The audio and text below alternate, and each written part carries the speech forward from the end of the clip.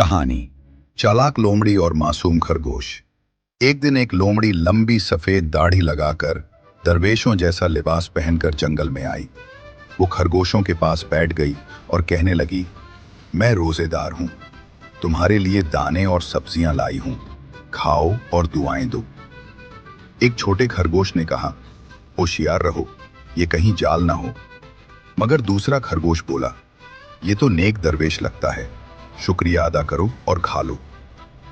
सब खरगोश खाने लगे ही थे कि लोमड़ी ने अपना लिबास उतारा, हाथ में छुपा हुआ जाल निकाला और एक ही जस्त में 2 खरगोश पकड़ लिए। बाकी खरगोश रोते हुए बुजुर्ग खरगोश के पास पहुंचे और सारी बात बताई। बुजुर्ग खरगोश ने लोमड़ी से कहा, अगर तू शिकारी है तो खुलेआम रह, दरवेश का रूप धरकर धोखा देना सबसे बड़ा गुनाह है। लोमड़ी शर्मिंदा हो गई, मगर जो नुकसान होना था वो हो चुका था। सबक: धोखा चाहे जितना भी खूबसूरत रूप धर ले, आखिरकार बेनकाब हो जाता है। एतबार एक नियमत है, इसके साथ खेलना सबसे बड़ा गुनाह है।